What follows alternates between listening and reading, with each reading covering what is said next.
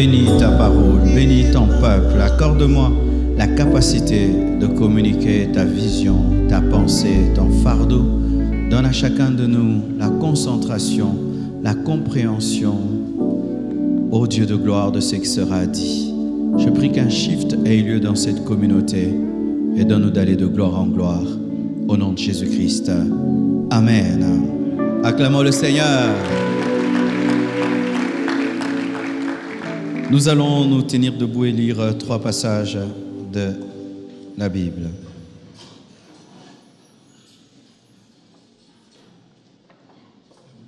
Nous sommes dans le livre de Proverbes 29, verset 18.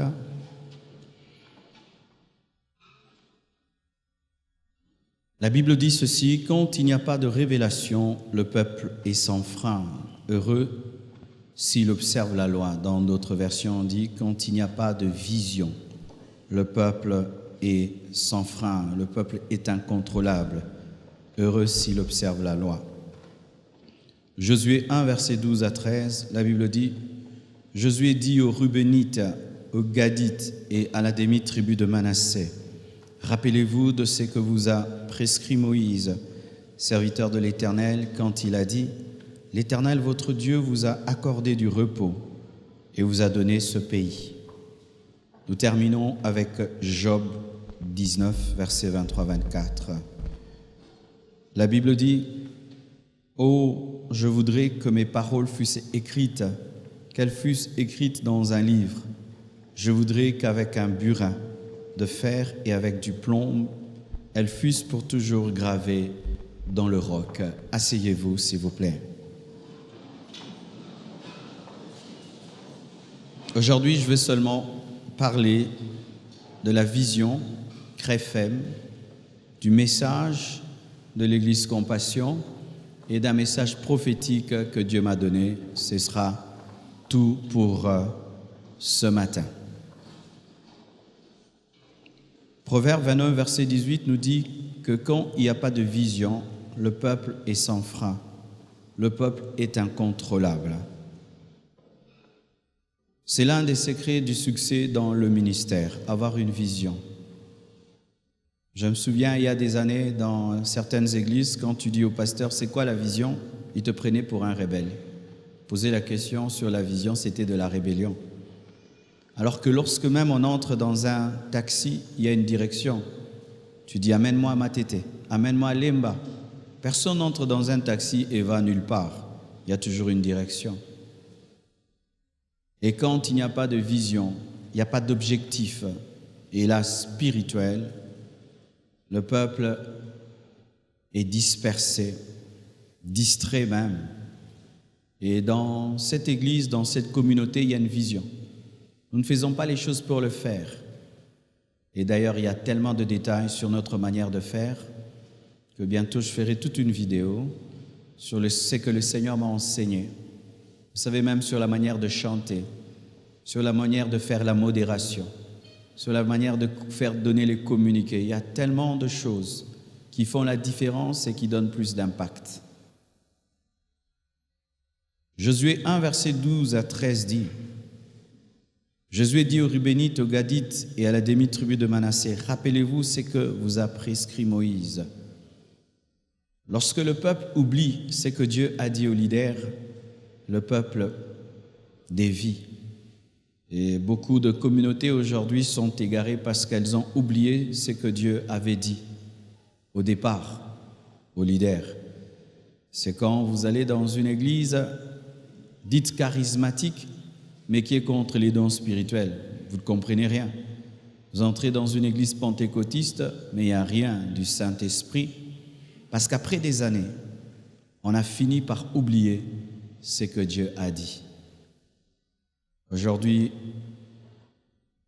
mon souci, c'est qu'on n'oublie pas.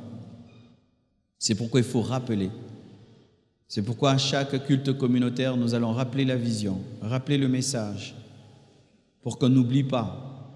Et si Jésus-Christ tarde lorsque nous allons partir, que les générations qui viennent, qui sont à l'écodime, puissent se rappeler la vision. Et béni soit Dieu car jusque-là, nous n'avons pas de problème. Toutes nos extensions sont dans la vision. Où que tu ailles dans nos extensions, tu sens la vision compassion. Je me souviens, il y a des années, j'étais allé prêcher dans une église quelque part, une très très bonne église. Et après quelques mois, j'ai été invité dans l'une des extensions. C'était le jour et la nuit. J'avais pitié du pasteur. Je disais, s'il pouvait venir dans son extension, il va se rendre compte qu'on y fait n'importe quoi. Dans l'église mère, les choses se passent avec excellence, se passent avec classe, ordre, organisation. Lorsque je suis allé dans l'extension, c'était du n'importe quoi. C'est quand la vision est oubliée. Nous ne voulons pas seulement porter le nom de compassion, mais il faudrait aussi que la vision soit respectée. C'est pourquoi même certains hommes de Dieu qui veulent s'affilier à la compassion. Je veux devenir compassion. Et là, je m'adresse même à ceux qui sont sur Internet. Je veux ouvrir une église compassion. On n'ouvre pas une église compassion parce qu'on veut l'ouvrir. Il y a une vision, il y a une manière de faire, il y a une manière d'enseigner, il y a une manière de tenir les cultes, il y a une manière d'organiser, il y a une éthique. Alors vous ne pouvez pas décider vous-même, je deviens compassion. Et dans Job 19, versets 23-24, alors que Job passait par des moments difficiles, il a dit quelque chose de très fort. Il a dit « Oh, je voudrais que mes paroles fussent écrites, qu'elles fussent écrites dans un livre, mais pas de n'importe quelle manière. Je voudrais qu'avec un burin de fer et avec du plomb, elles fussent pour toujours gravées dans le roc. » Il voulait que ces paroles soient gravées dans la pierre pour que le temps ne puisse pas les effacer. Et c'est ça aussi mon désir, c'est que ces paroles, ce que je dirai ce matin, soient gravées. Mais ce ne sera pas gravé dans des pierres, ça sera gravé sur des vidéos, des CD, ça sera sur Internet. Et béni soit Dieu pour la technologie qui permettra, si Jésus tarde, même après des années, que les gens puissent entendre ceci de notre propre bouche. Amen. Alors aujourd'hui, j'avais mon bâton, il est où? Alors une fois, on était à l'école du ministère, j'ai posé une question qui était pour moi très banale. J'ai dit, c'est quoi notre vision? Je vous assure, les gens m'ont dit des choses pas possibles. Alors c'est quand j'ai compris que quelqu'un peut être dans une église, il ne connaît pas la vision. Et c'est des fois pas votre faute, parce qu'on n'en parle pas souvent. Nous fonctionnons dans la vision, mais sans toujours expliquer la vision. Alors les cultes communautaires sont là pour cela, pour que vous sachiez dans quoi vous êtes entrés. Amen. Si on va vous amener au ciel ou en enfer, c'est important. Amen. Et notre vision, elle est là, en sigle, CREFEM. Amen. Alors lorsque vous voyez ça, ce n'est pas qu'on a mis pour décorer la bâche, ou quand nous écrivons sur le mur, CREFEM, c'est notre vision. C comme centre, R comme réveil, E comme évangélisation, F comme formation, M comme mission. Pourquoi nous mettons la croix? Parce que nous croyons en la mort de Jésus-Christ pour nos péchés, en sa résurrection. Pourquoi nous avons mis le feu? Parce que nous croyons que l'Église est née dans la chambre haute par la puissance du Saint-Esprit. Pourquoi nous mettons la colombe? Parce que nous croyons que l'Église n'est pas dirigée par l'homme, ni par l'intelligence humaine, mais par l'Esprit. L'Église primitive croissait par l'assistance du Saint-Esprit. Pourquoi nous avons mis le globe? C'est parce que notre vision n'est pas nationale, elle est internationale. Amen. Acclamez le Seigneur pour cela.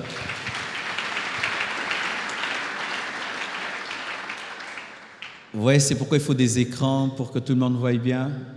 Désolé si tu ne sais pas voir, on va régler ça dans le temps qui vient. C'est centre ou convergence. Nous sommes une église qui n'est pas renfermée sur elle-même. Nous sommes une église ouverte à d'autres églises et qui attend à ce que le corps du Christ de Kinshasa, du Congo et du monde entier converge pour être béni, pour être affecté.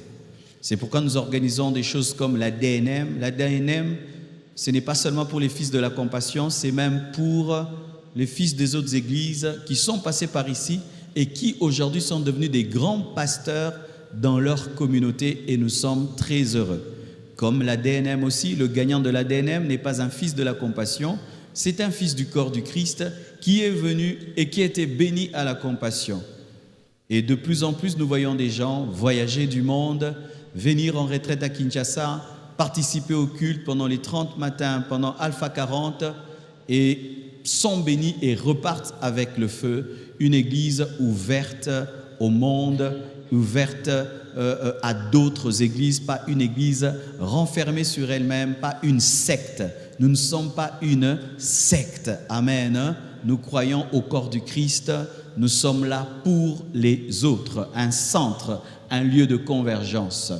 R comme réveil. On parle de réveil lorsqu'il y a sommeil. Et le sommeil spirituel est pire que le sommeil physique. Et si pour les 5 vierges folles et les 5 vierges sages, il fallait sonner la trompette pour les réveiller, nous prêchons le message de la repentance pour amener le réveil. Amen. Mais dans le réveil aussi, nous croyons en l'action de l'esprit, aux dons spirituels, au charisme, aux prophéties. Nous croyons cela, nous ne sommes pas contre cela. Amen. Nous sommes pour une vie de prière intense. C'est pourquoi que ce soit ici et dans nos extensions, il y a des moments de prière intenses. Ici, nous avons même ce que nous appelons VVF, des veillées des vaillants de feu, où nous prions de 0h à 5h du matin, non-stop, sans chorale, sans modérateur, et les gens prient parce que le réveil marche avec la prière. Comme évangélisation. Et là, j'exhorte même aux pasteurs qui sont là, ne nous fatiguons pas de gagner les âmes. Même quand l'église aura 20 000 membres, 40 000 membres, il faut que la passion des âmes continue à brûler et que nous continuions à être une église en quête du salut des âmes. Dans nos cultes, faisons l'appel à la conversion. Des fois, l'église peut être remplie, mais la moitié sont des païens. Ce n'est pas parce que quelqu'un vient à l'église tous les jours qu'il est né de nouveau. Il faut toujours faire l'appel à la conversion. Mais pas seulement dans l'église, il faut sortir des 4 murs, organiser des croisades sur des places publiques et prêcher l'évangile dans sa simplicité afin de gagner les âmes. Pas seulement cela, au-delà d'avoir un département d'évangélisation efficace, nous voulons que tous les fidèles de l'église soient des gagneurs d'âmes. Et les statistiques l'ont prouvé.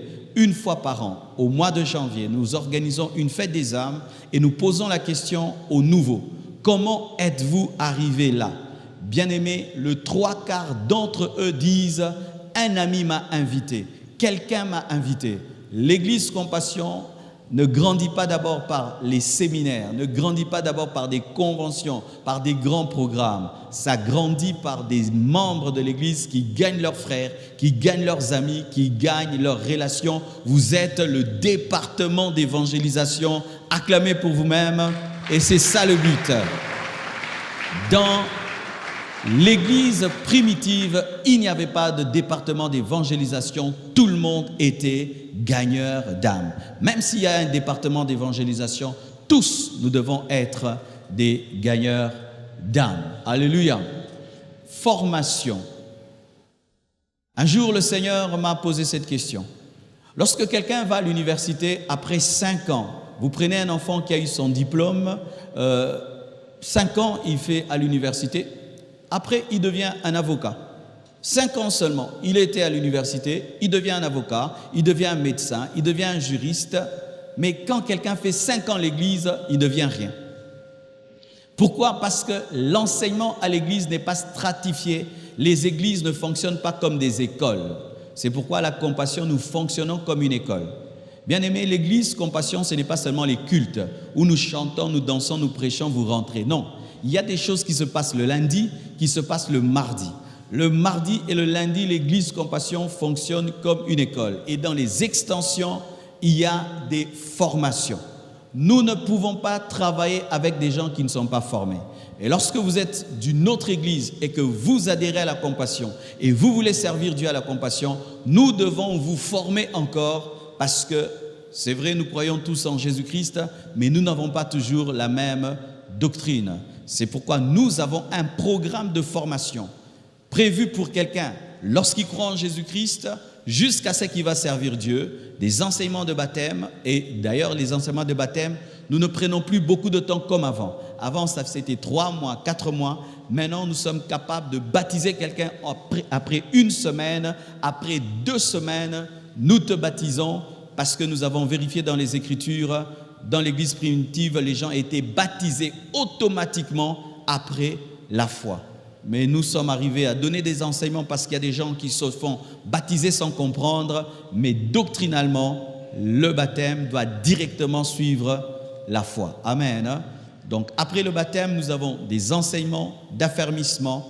Après les affermissements, nous avons une école des ouvriers où on t'apprend à servir Dieu dans un département. Et si tu as un appel au ministère, il y a aussi une école du ministère qui bientôt va devenir une école théologique charismatique. Nous avons 3 cours, nous avons plutôt 3 classes, première, deuxième et troisième. Ainsi, quelqu'un venant à la compassion, après 5 ans, s'il a l'appel de Dieu, tu deviens un enseignant de la parole, un prédicateur fondé dans les Écritures. Et la DNM nous a prouvé, nous sommes venus, nous avons écouté des sœurs, des frères qui s'assiedent là. Certains sont à l'intercession, d'autres là. Mais quand ils ont pris le micro, quel niveau de connaissance, quelle profondeur, quelle grâce. Vraiment, je suis fier d'eux. Que Dieu bénisse le département de la formation, Marc, et même Papa Raph, que Dieu te bénisse, car c'est par lui aussi que Dieu est passé pour que nous puissions avoir cette organisation. Que Dieu soit béni pour cela. Et j'encourage tous mes fils pasteurs, si tu as le temps, faites aussi la théologie. Amen. Faites la théologie, vraiment. Je crois qu'il est possible d'ajouter à la foi la connaissance. Même moi, j'ai fait l'effort de commencer la théologie. C'est important. Étudiant. Amen. Et étudiant. Tu es pasteur, ajoute à l'onction, à la puissance, au don spirituel, va étudier. Quand l'église est jeune, c'est facile d'étudier. Quand ça devient grand comme ça, je vous assure, pour trouver le temps, même sur Internet d'étudier, c'est difficile. Profitez maintenant alors que vous avez le temps. M comme mission. La mission et l'évangélisation vont ensemble. Mais la mission, c'est un sens encore plus élargi de l'évangélisation. Lorsque nous allons prêcher à des tribus inconnues, à des langues inconnues, lorsque nous franchissons les barrières de notre nation, de notre ville de Kinshasa, jusqu'à toucher les extrémités de la terre. C'est pourquoi vous voyez qu'ici, nous avons mis sur cette bâche l'Afrique, les continents, afin de dire que ce qui commence à Kinshasa peut toucher le Gabon, la Côte d'Ivoire, l'URSS, l'Asie, la Chine, peut toucher l'Amérique du Sud, l'Amérique du Nord, même le pôle Nord, l'Australie. Est-ce que vous le croyez? Alléluia! Notre vision est une vision internationale. C'est pourquoi nous mettons ceci quand nous prions. Nous chantons afin que vous voyez ces peuples, ces villes qui vous attendent afin que vous y allez prêcher la parole. Et nous opérons comment dans la mission? Il y a certains, nous allons vous envoyer directement, quittant Kinshasa, vers ces nations, mais d'autres, nous allons nous saisir de vos voyages. Tu voyages pour tes études, tu voyages pour une mutation, mais nous utilisons cela pour ouvrir une extension. Amen. C'est ce que nous avons fait avec le prophète fidèle Kabela. Il n'a pas été envoyé directement par l'Église, il est allé en mutation à Matadi, mais on a profité de son voyage pour ouvrir une extension. Acclamons le Seigneur.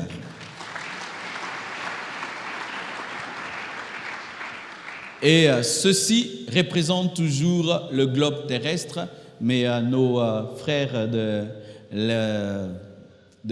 la presse ont voulu faire design. Amen.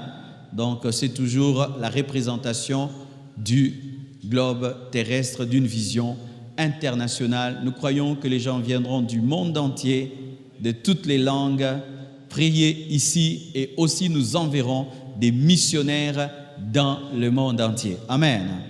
Mais notre stratégie en matière de mission encore, c'est que nous préférons envoyer des autochtones vers leurs propres frères, gagner un Français et l'envoyer vers les Français, gagner un Belge et l'envoyer vers les Belges. Amen. Mais si nous n'arrivons pas à gagner un Belge pour l'envoyer vers les Belges, c'est mieux d'envoyer un frère qui est déjà là-bas, qui a les documents. Car l'une des faiblesses des églises à l'étranger, c'est qu'il y a des missionnaires qui sont en mission, mais avec des faux documents. Lui-même, il est pasteur à Boakangoulou. Lui-même, il est pasteur, il est sans papier, mais il prêche. Il ne faut pas mentir, il faut être en ordre avec l'État. Alors, nous ne voulons pas des missionnaires sans papier, des missionnaires ngoulou. C'est pourquoi, si Dieu ne te donne pas les papiers, c'est mieux que celui qui a déjà les papiers à l'étranger puisse être envoyé. Amen. Parlons à présent du message. Le message, c'est toute la Bible. Nous prêchons la Bible de Genèse à Apocalypse. Nous ne croyons pas en une partie de la Bible, nous croyons la Bible dans sa totalité, mais dans cette Bible, nous avons une particularité. Notre message, c'est d'abord l'amour. Avant, je prêchais d'abord la sainteté. Mais lorsque j'ai fait la retraite de 40 jours, le Seigneur m'a dit que le plus grand message de la Bible n'est pas la sainteté. Le plus grand message de la Bible, c'est l'amour. Car Dieu est d'abord amour. Car si Dieu est saint sans être amour, Dieu ne peut sauver aucun homme. L'amour. La sainteté sans amour amène au légalisme, à une église qui ne fait que condamner les pécheurs. Vous savez qu'il y a des églises dans lesquelles les gens ne croient pas que les gens changent. On ne croit pas. On est là pour te dire ton péché, mais on n'est pas là pour croire que Dieu peut te transformer. L'amour. Et cet amour engendre la compassion. Il est impossible d'avoir la compassion sans amour, car la compassion, c'est l'amour en action. Je t'aime et je te vois souffrir et j'interviens. C'est ça la compassion. Je t'aime et je te vois manquer et je viens t'aider. C'est ça la compassion. C'est un amour qui se met à la place de l'autre. Lorsque le Seigneur m'a appelé, j'ai entendu ceci. Exode 3, versets 9 à 10. C'était le verset qui était lu ce jour-là. J'avais l'âge de 21 ans. Le pasteur avait lu. Voici les cris d'Israël sont venus jusqu'à moi. Et j'ai vu l'oppression que leur font souffrir les Égyptiens. Maintenant va. Quand il a dit ça, j'ai entendu des foules, des millions de personnes pleurer et crier dans mes oreilles, disant, Marcelo, viens nous prêcher l'évangile. J'avais refusé de devenir pasteur. Je ne voulais pas devenir serviteur de Dieu. Mais une seule chose m'a donné la force de répondre à cet appel, c'était la compassion. Quand je me suis mis à la place de ces personnes et j'ai compris que si je refusais de servir Dieu, de répondre à cet appel, ces personnes allaient finir en enfer, la compassion m'a vaincu et c'est alors que j'ai accepté de devenir pasteur. Depuis l'âge de 23 ans, je suis pasteur, ça fait 20 ans, donc tu as calculé mon âge, c'est sûr. Je suis allé quelque part au Burundi, le pasteur m'a dit, je crois que tu as 50 ans. Nabi, ah, t'es papa,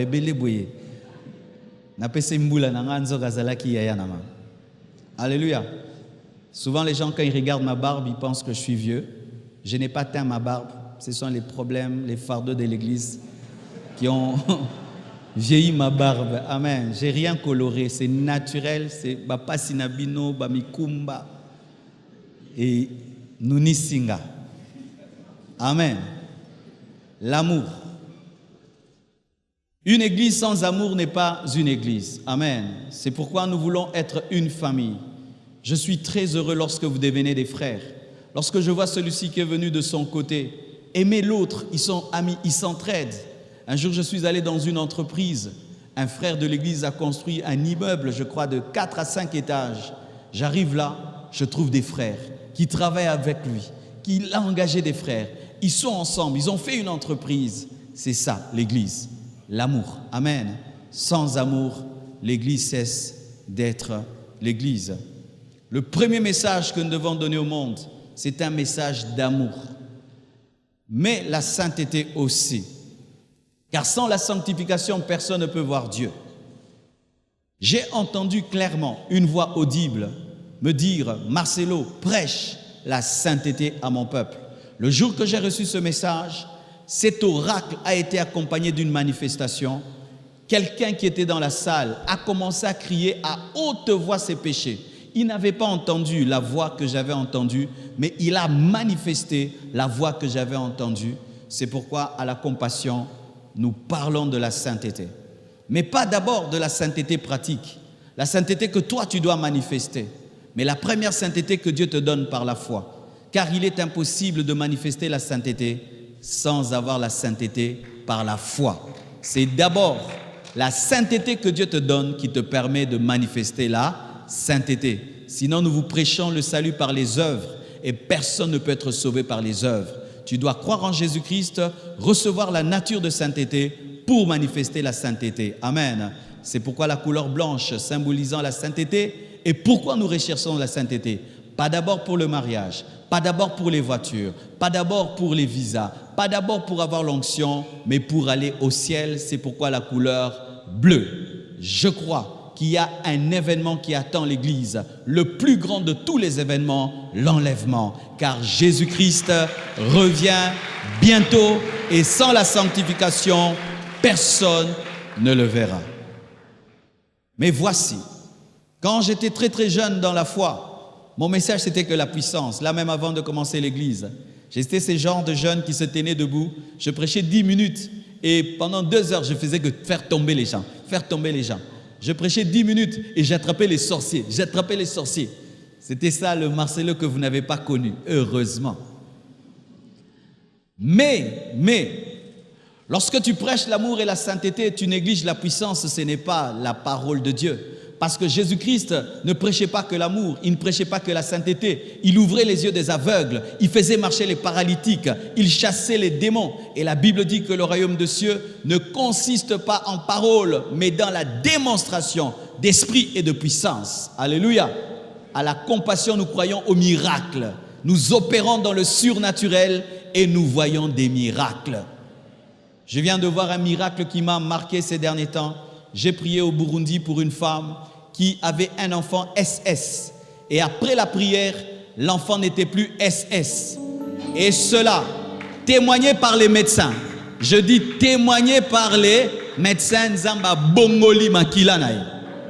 Alléluia. Il y a 2 ou 3 jours, une femme est venue, presque paralysée. Après la prière, elle a marché. Les paralytiques marchent dans cette église. Alléluia, les cancers disparaissent. Alléluia, Dieu fait des très grandes choses. Mais pourquoi nous ne les mettons pas sur Internet? La première fois que je suis arrivé à Paris, j'ai prêché sur l'impudicité. Fouiller l'impudicité. Le premier jour, je prêche et j'ai dit qui va se repentir? Ils viennent. 2e jour. Le 3e jour, Dieu me dit prie. Et j'ai dit aux gens, pouvez-vous lever les mains?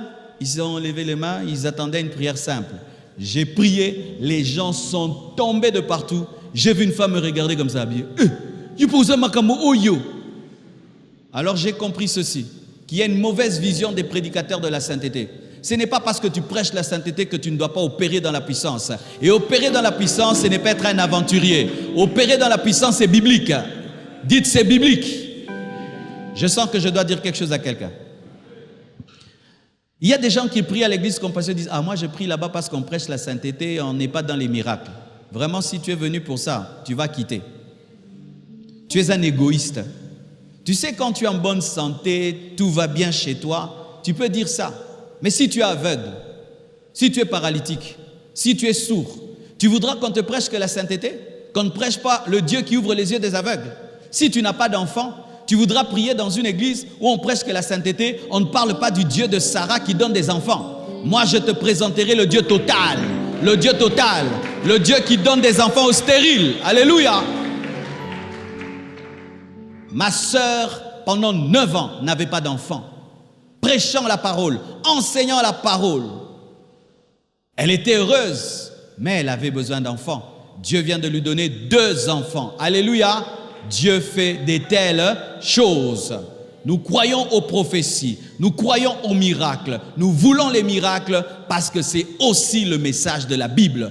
Mes fils, opérez dans la puissance, chassez les démons, faites marcher les paralytiques, ouvrez les yeux des aveugles, faites entendre les sourds parce que c'est aussi une promesse de la Bible. prier pour que les gens parlent en langue. Amen. Nous ne voulons pas des belles églises climatisées où les gens ne parlent pas en langue. Que les gens parlent en langue. Pour le parler en langue, voici ce que nous croyons. Il faut parler en langue, comme vous voulez. Mais quand tu as le micro, parle en français. Parle en lingala, en swahili, qu'on puisse entendre. Amen. Mais quand je prends là, Rika mama yoko soko, ekamayenda reba, zuteriabo skantelebro, ekeberiabo shintolobobo. Boloba amen. Poinine, boyoke lorote. C'est vrai, c'est une habitude que nous avons aussi. Moi aussi, j'ai fait cela. Et beaucoup qui viennent même chanter, prêcher ici, le font. Mais quand tu grandis en Christ, tu cherches l'intérêt des autres. Quand tu grandis en Christ, tu cherches à être compris. Quand je parle en langue, en ayant le micro en main, je dois interpréter. Amen. Pour que tu comprennes et tu dises Amen. Car si je prie pour toi en langue, comment vas-tu dire Amen si tu ne comprends pas ce que j'ai demandé pour toi? Quand vous chantez, l'esprit peut vous prendre, vous parler en langue. On ne peut pas vous empêcher. Mais n'oubliez pas que Kotana Toye Mbate. Vrai ou faux? À jamais tu seras. Kotana Oyeba Yabababa. Naozeloki. Alléluia. Ce sont des habitudes que nous avons. Ça se passe aux États-Unis, partout. Les gens parlent en langue au micro, sans interpréter. Mais quand vous lisez la Bible dans Corinthiens, Paul dit que quand tu pries en public, en langue, tu dois interpréter, sinon tu es un barbare, tu dois te taire. Mais quand tu n'as pas le micro, parle en langue comme tu veux, sans interpréter. Mais quand tu as le micro, tu es prédicateur, tu es modérateur, tu es chanteur. Même si tu es rempli de l'esprit et tu es emporté en langue, donne l'interprétation. Si tu n'as pas l'interprétation, reviens dans la langue que nous connaissons. Amen. Mais nous ne sommes pas contre le parler en langue. Il faut me comprendre, d'accord? Parce que des gens disent, ah, Marcelo, comment télémé là? Parle en langue. Na télémé, parle en langue. Alléluia. Aussi, pour les prophéties, voici ce que nous croyons. Il faut prophétiser. Il faut donner des paroles de connaissance. Mais voici, nous sommes contre ces prophéties avec des détails, mais qui n'amènent nulle part. Amen. Dans la Bible, quand on donne des détails, c'est suivi d'un message de consolation, d'exhortation et d'édification. Mais quand vous prophétisez pour montrer que vous connaissez que des détails, bien aimé, cela c'est inutile, c'est la chair dans la prophétie. Alléluia. C'est la chair dans la prophétie. Aussi, dans le domaine de la prophétie, nous ne croyons pas à la consultation prophétique. C'est-à-dire qu'à la compassion, il n'y a pas un jour où je m'assieds au bureau et vous commencez à venir l'un après l'autre et moi je dois vous prophétiser chacun. Dans le Nouveau Testament, le Saint-Esprit est en chacun de nous et la prophétie dans la Nouvelle Alliance ne dirige pas l'Église mais confirme ce que Dieu a dit. Amen. Aussi, pour la puissance, nous croyons qu'il faut qu'il y ait la manifestation de la puissance à l'Église, mais ce n'est pas bien de montrer à la télévision des gens qui vomissent, de montrer à la télévision des gens qui tournent, surtout vraiment en montrant leur visage. Ici au Congo, nous nous permettons de telles choses. Fais ça en Europe, on va te traduire en justice. En Europe, quand les gens tombent ou tournent, la caméra montre de loin, de sorte qu'on ne voie pas les visages. Amen. Hein? Quand il y a de telles manifestations, il ne faut pas montrer les visages. Pourquoi? Vous créez des problèmes aux gens dans leur maison et dans leur famille. Je vais dans une église, je tombe, je commence à vomir et vous me filmez. Vous donnez même le micro aux démons pour qu'ils puissent parler. Yo nani nanzoto yo, nakokonaye, nayakiko bomaye. Maintenant, la grand-mère à la maison là-bas, elle est en train de suivre aussi la télé. Elle entend sa petite fille dire nakokonaye, nanabomaye. Qu'est-ce qu'elle deviendra, la grand-mère là? Vous voyez? Nous ne démontrons pas la puissance sans amour. Quand tu démontres la puissance sans amour, tu détruis les vies. Il faut toujours te mettre à la place des autres. Et je dis ceci, à tous ceux qui font ça, faites ça à vos mamans, à vos frères, à vos enfants. Est-ce que je peux faire la délivrance de mon enfant en public et puis je lui donne le micro, et les démons parlent et puis je filme? Je ferai ça? Est-ce que je peux faire ça à ma mère? C'est un manque d'amour. C'est un manque d'amour. Voici comment on opère. Tu pries pour quelqu'un. S'il s'agite, il tombe. Les caméras ne filmaient pas ça. Amen. Hein? Ou si ça a été filmé parce que c'était dans le champ, ne mettez pas ça à la télévision ni sur Internet. que la délivrance ait lieu, après, la personne s'est relevée, elle s'est essuyée, elle s'est arrangée, si elle veut témoigner, elle peut dire, j'étais venu, j'avais un esprit de sirène, Dieu m'a délivré. Mais elle parle bien. Amen. Pour l'honorer, car la puissance doit opérer dans l'amour, les dons spirituels doivent opérer dans la charité. Dites Amen. Équilibre. L'équilibre, c'est la balance. Dieu n'est pas un Dieu extrême, de l'extrémisme. Dieu, c'est un Dieu d'équilibre. Un jour, un homme était tellement très sérieux, tout le temps sérieux. Il n'aime pas que les gens rient à côté de lui, parce qu'être spirituel, il ne faut pas rire. Alors, il est allé étudier dans une école biblique et le professeur, c'était un blanc. Et une femme blanche d'ailleurs. Il dit, monsieur, je te trouve très sérieux. Il dit, oui, dans les choses de Dieu, il ne faut pas rire, il faut être, il faut être. Il a dit, non, c'est ta culture, ce n'est pas le Saint-Esprit. Il dit, oh, comment? Oui, dans votre culture, on ne rit pas beaucoup. Mais Dieu, si tu le regardes, tu vas voir que Dieu, c'est la diversité. Regarde les couleurs. Le monde n'est pas en noir et blanc, il n'est pas en gris. Il est en vert, en rouge, en bleu, parce que Dieu est un Dieu de diversité. Aussi, regarde le lion. Il est autoritaire, mais regarde le chimpanzé, il est comique. Ça prouve que Dieu aussi a le sens de l'humour, parce que c'est lui qui a créé les chimpanzés. Give me amen! Otalika lika ko bandi oseka nini sekisio mais nzambe mutakeli ko seka lika soki yo za sérieux ezalaka yo mutu mususu atalika batu baseki eza donaye il déstresse les autres. Amen. L'équilibre. Et dans l'équilibre, qu'est-ce que nous enseignons? Que un chrétien qui attend le ciel ne doit pas être un distrait sur la terre. Même si tu attends le ciel, étudie. Amen. Hein? À la compassion, nous sommes contre les gens qui arrêtent les études.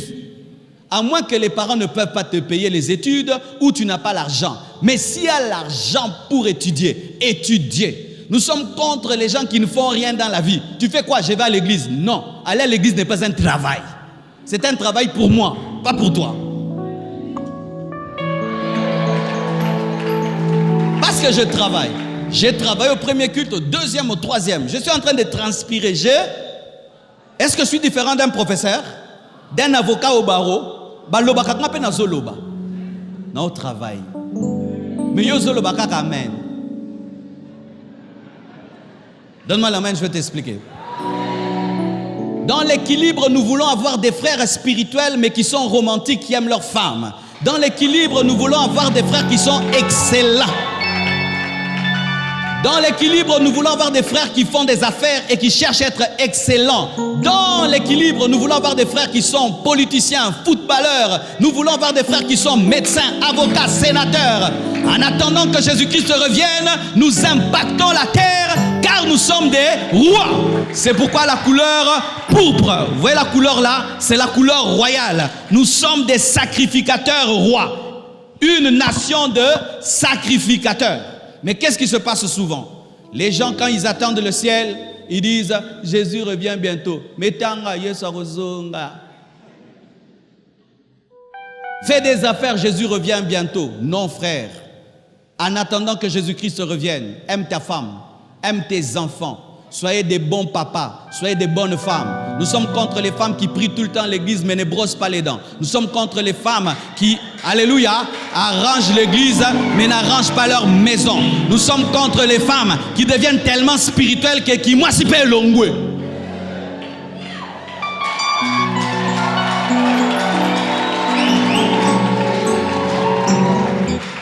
L'équilibre entre le corps, l'âme et l'esprit. Dans ton esprit, tu es rempli du Saint-Esprit. Dans ton âme, tu es rempli de culture. Dans ton corps, tu es beau.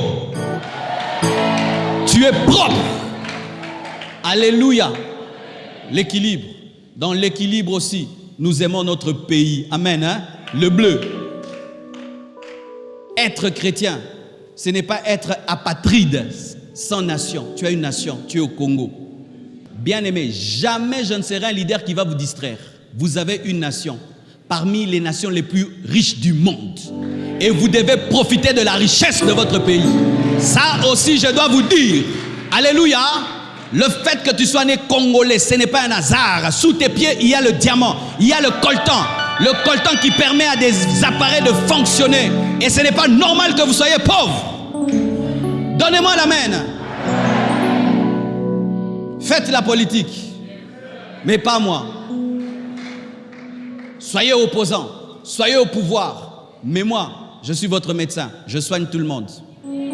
Sur cette chair, on ne parle pas opposition ou pouvoir. On donne la chair à personne qui vient parler d'un parti politique. Mais moi, en tant que votre père, je vous pousse à vous occuper de votre nation et chacun selon sa conviction et sa liberté. Car si être chrétien pour vous, ce n'est pas voir que vos routes sont sales, ce n'est pas voir que les caniveaux ne sont pas curés, ce n'est pas voir que dans les hôpitaux les gens sont en train de mourir, ça ce n'est pas la parole de Dieu. L'équilibre, j'aime le ciel mais j'aime le Congo. En attendant, Congo pe bonga. Give me amen. J'aime ma nation. Je suis spirituel, mais j'aime ma nation. C'est pourquoi je peux voir Miami et tout. Je reviendrai au Congo. Je vais à Boston ce soir. Je ne ferai que 10 jours. Donne-moi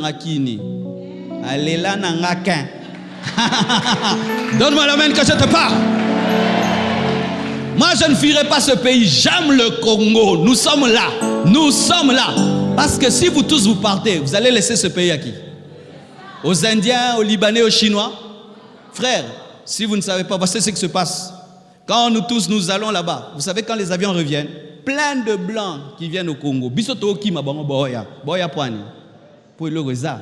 Mais yo, projet kaka, oteka lupango yanjili. Et sachez aussi que voyager n'est pas un projet. C'est une dépense. À moins que tu ailles faire quelque chose là-bas. Comment tu peux vendre une parcelle de 30 000 $ et prendre un avion de 3 000 $ et quand tu arrives là-bas, tu ne gagnes même pas un salaire de 30 000 $, tu gagnes 500 €. Tu as perdu. Il fallait que tu investisses au Congo et tu allais devenir grand. Mes frères et sœurs, sachez qu'il y a des gens au Congo qui vivent mieux que les gens qui sont en Europe. Qu'on ne vous trompe pas. Qu'on ne vous trompe pas. Mais vous tous voulez aller en Europe alors que vous avez un paradis. Ce pays est un paradis. Des fois, tu manges une mangue et puis tu la jettes. Un mois après, elle a poussé. Ailleurs, il faut des engrais. Il faut des OGM. Mais vous voulez tous aller en Europe. Bien-aimés, aimez votre pays. Transformons ce pays, que ça devienne comme l'Afrique du Sud, comme Dubaï. C'est possible. Je dis que c'est possible. Ça aussi, c'est notre message à la compassion. C'est aussi notre message. Mais moi, je ne suis derrière personne. Je ne soutiens personne. Je ne suis avec personne. Et je prie pour tout le monde. C'est ça le message. Mais l'amour, la sainteté, la puissance et l'équilibre en Jésus-Christ. Si nous n'ajoutons pas en Jésus-Christ, nous sommes dans le New Age. Si tu vas sur YouTube, tu tapes motivation, tu vas voir des gens qui vont te motiver. Tu dois être grand, tu dois t'occuper de ta nation, tu dois être loin du mal, tu dois aimer. Mais ils ne disent pas Jésus. Bien aimer, l'amour sans Jésus n'est pas l'amour. La sainteté en Jésus-Christ sans Jésus est impossible. La puissance sans Jésus-Christ, c'est l'occultisme. L'équilibre sans Jésus-Christ, c'est le déséquilibre. C'est pourquoi il y a la croix. Parce que nous croyons qu'il y a quelqu'un qui est mort et qui est ressuscité. Il s'appelle Jésus-Christ de Nazareth. Il a vaincu la mort. Il a tout accompli. Il est le roi des rois, le Seigneur des seigneurs, le Dieu vivant, le Dieu parfait. Il est l'agneau de Dieu immolé pour nos péchés. Sans lui, il n'y a pas d'église. Sans lui, il n'y a pas la compassion. Nous avons un roi qui n'a pas bâti son royaume sur le sang de ses militaires, mais qui a bâti son royaume sur son propre sang. Nous avons un roi qui ne reste pas à la maison à la guerre, mais qui est parti avant son armée, afin de mourir pour son armée. Jésus. Pourquoi en Jésus-Christ et pourquoi la croix? Parce que mes frères, l'église doit être christocentrique. Au centre de l'église, ce n'est pas Jésus, ce n'est pas le pasteur, mais c'est Jésus. De plus en plus dans les églises, c'est le pasteur. Et quand on commence à te donner le nom de représentant légal, et comme il est cambo, tozali kobenga sikoyo représentant légal. Zamba ponio osalela ye na lolendo makasi na motema boye. Et puis viens. Il a une grosse chaise ici. Quand vous chantez, il vous regarde. Lui, il ne chante pas. Il est représentant légal. Jamais la compassion. Je suis votre frère. Je suis un enfant de Dieu comme vous. Lavé par le sang de Jésus comme vous. J'irai dans le même ciel que vous. J'ai le même Saint-Esprit que vous. J'ai le même Dieu que vous. J'écoute Dieu de la même manière que vous. J'ai besoin de Dieu comme vous. Qu'il n'y ait point de culte de la personnalité. C'est pourquoi sur nos affiches, lorsque nous faisons les affiches, nous avons une charte, une manière de faire. Nous ne mettons pas des affiches où tu remplis toute l'affiche. Mettez le thème en grand. Mets ta photo. Mais qu'on sente que tu attires les gens vers Christ, vers le message, que vers toi. Mais une affiche qui remplit le 3/4 du papier, c'est une mauvaise communication. C'est pourquoi nous écrivons en bas 100% Jésus. La star de cette église, c'est celui que vous ne voyez pas, Jésus-Christ. Je ne suis pas la star de la compassion. Je suis le porte-parole de la star, Jésus. Acclamons le Seigneur très très fort.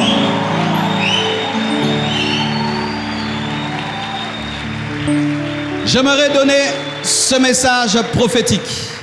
Le Seigneur m'a dit, Église Compassion, vous êtes trop restés entre les 4 murs. L'heure est arrivée de sortir. Vous avez trop demeuré autour de cette montagne. Vous devez conquérir les autres montagnes. Parce que Dieu ne vous a pas seulement donné Horeb, il vous a donné aussi la montagne des Amoréens. Il est temps de sortir des 4 murs et faire des croisades. Et nous allons vivre des signes, des prodiges et des miracles.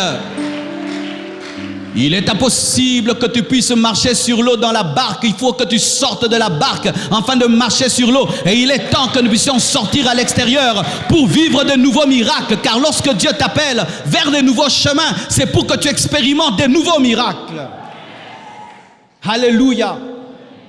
C'est pourquoi la veillée, ça ne sera pas ici, nous serons dehors. Et nous aurons de plus en plus des soirées de gloire en dehors de l'église. Chers pasteurs, cherchez dans le coin de vos églises des terrains vides. Faites-en vos terrains, colonisez ces terrains, allez là-bas. Pourquoi dans ces pays, ce sont les aventuriers qui ont le courage de sortir? Les pasteurs sérieux, ils restent dans leurs 4 murs comme des peureux. Frère, il est temps de sortir. Et sachez que si vous osez sortir, vous échouez. On n'échoue jamais, on apprend. Moi, je n'échoue jamais, j'apprends. Je vais au stade, ça ne marche pas. J'ai appris comment mieux travailler. N'ayez pas peur de sortir. Ceux qui remplissent les stades n'ont pas commencé par remplir les stades.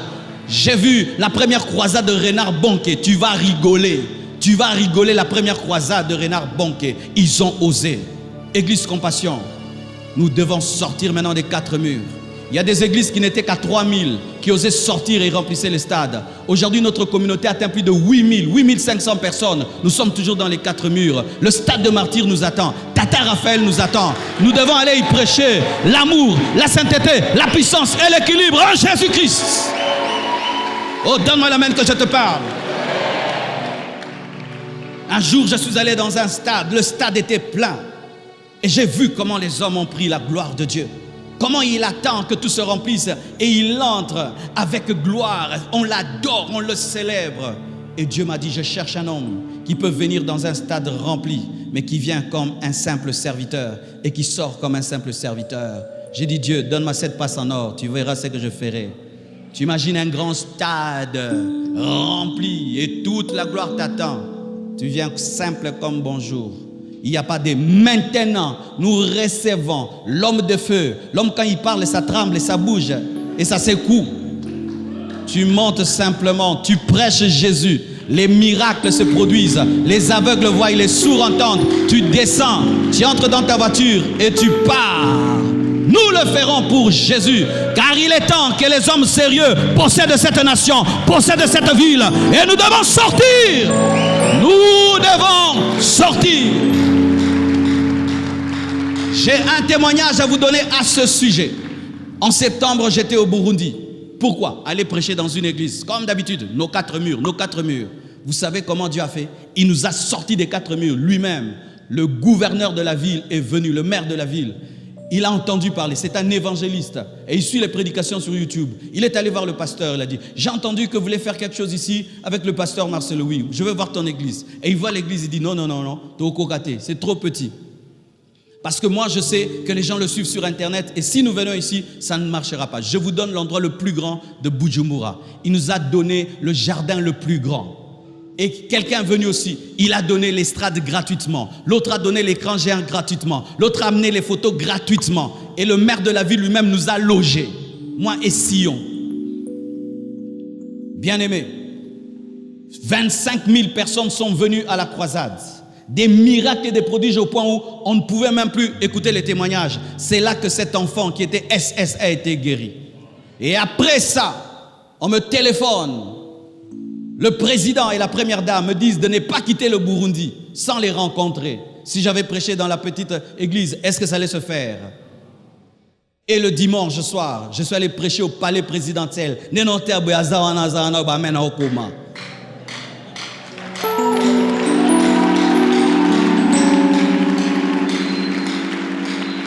Et ils m'ont dit, pasteur, viens ouvrir une église au Burundi. Si on était resté dans les 4 murs, ça allait avoir lieu. Bien-aimés frères et sœurs, Dieu veut maintenant qu'on puisse shifter. Et ça, je vous donne un secret pour vos vies. En termes d'équilibre, ton succès n'est pas dans ta zone de confort. Ton succès est dans ta zone d'inconfort. Ce que tu fais déjà bien, tu le fais déjà bien. Mais c'est seulement quand tu feras ce que tu ne peux pas faire que tu vas avancer. Mais la plupart des temps, nous restons dans les choses que nous maîtrisons parce que nous avons peur de l'inconnu, alors que c'est dans l'inconnu qu'il y a la percée.